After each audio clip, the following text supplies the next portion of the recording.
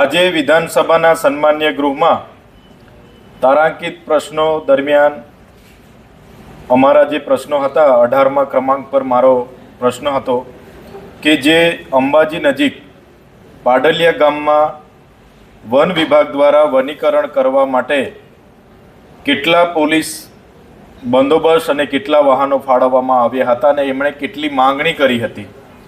ત્યારે આજે ગૃહ વિભાગ દ્વારા સન્માન્ય ગૃહમાં અમને જવાબ આપવામાં આવ્યો છે કે 2 સરકારી વાહનો અને 30 જેટલા પોલીસ અધિકારી કર્મચારીઓની ફાળવણી કરવામાં આવી હતી।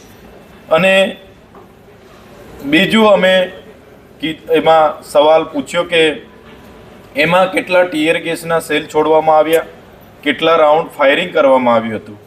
ત્યારે 14 જેટલા ટીયર ગેસના સેલ છોડવામાં આવ્યા હતા અને પોલીસ દ્વારા કોઈ ફાયરિંગ કરવામાં આવેલ નથી।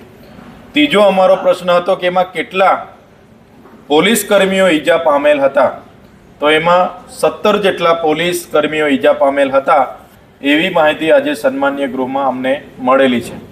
ત્યારે સાથીઓ, આપ પણ ખૂબ સારી રીતે જાણતા હશો, અનાદિકાળથી વસનારો આદિવાસી સમાજ એ જે પણ જંગલ છે, જે પણ પર્યાવરણ સચવાયેલું છે, આદિવાસી સમાજે સાચવેલું છે।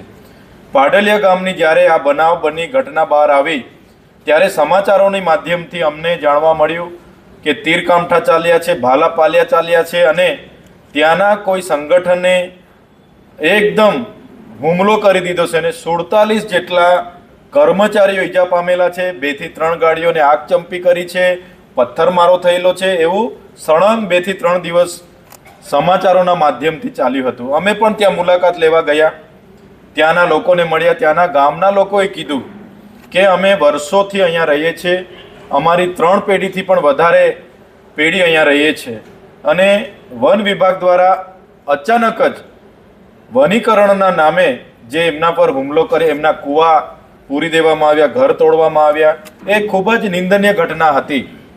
અને ત્યારે અમને ત્યાંના સૂત્રો દ્વારા, ત્યાંના લોકો દ્વારા અમને જણાવવામાં આવ્યું કે વન વિભાગ અને પોલીસ અધિકારીઓ દ્વારા અમે બેસીને વાટાઘાટો ચાલતા હતા એવામાં અચાનક લાઠીચાર્જ કરવામાં આવ્યો, દોડાઈને મારવામાં આવ્યા અને 27 ટીયર ગેસના સેલ છોડવામાં આવ્યા હતા। અને ત્યાંના સૂત્રોએ કીધું કે ફાયરિંગ પણ થયેલું, પણ આજના રેકોર્ડ પર એ ફાયરિંગ, એ લાઠીચાર્જ અને પોલીસ અધિકારીઓ જે હતા, વાહનો હતા, એ આજે બતાવવામાં આવ્યું નથી। અમે ત્યાંના સત્તાવાર રીતે રેકોર્ડ મેળવવાના પ્રયાસો કરીએ છીએ, એ મળશે તો સન્માન્ય ગૃહમાં ચોક્કસ એ માહિતી પણ માનનીય અધ્યક્ષશ્રીને પહોંચાડવાના પ્રયાસ કરીશું। આજની એ માહિતી હતી। બીજો જે પ્રશ્ન હતો 60, એમાં પણ મેં પાડલિયામાં કેટલા લોકોએ જંગલ જમીન મેળવવા માટે દાવા અરજીઓ કરી છે, ત્યારે વન વિભાગ, આદિજાતિ વિભાગ દ્વારા જણાવવામાં આવ્યું છે કે 0 લોકોએ। ખરેખર ત્યાંના લોકો સાથે અમે ત્યાં ચર્ચાઓ કરી હતી તો એ લોકોએ ને ઘણાને સનતો મળી છે એવું પણ અમને જણાવ્યું હતું અને ઘણા લોકોએ કીધું હતું કે અમે દાવા અરજીઓ પણ કરી છે। 1-2 ખેડૂતો તો કીધું હતું કે અમને 1980ની જંગલ ખાતાની ખેડૂત બુક પણ અમને મળી છે।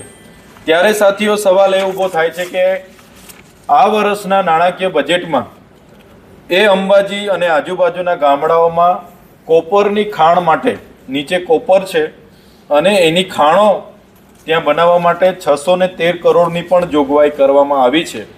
ત્યારે મને લાગે છે કે એ જ પ્રકારનું કોઈ ધાતુ કે ખનિજ એ ગામ જ્યાં સ્થાયી છે એના નીચેના પેટાળમાં હશે, એટલા માટે જ આટલી પોલીસ ફોર્સ, આટલું વન વિભાગ કે આટલું પ્રશાસન ત્યાંના આદિવાસીઓના ઘરો, ત્યાંની જમીનો લેવા માટેના પ્રયાસ કરે છે એવું અમને લાગે છે। ત્યારે આપના માધ્યમથી અમે સરકારશ્રીને પણ ધ્યાન દોરીએ છીએ કે જંગલ ખાતાનો વન સંરક્ષણ ધારો 1864-65માં અંગ્રેજોએ બનાવ્યો હતો। જંગલ ડિપાર્ટમેન્ટ, ફોરેસ્ટ ડિપાર્ટમેન્ટ 1927માં બન્યું છે।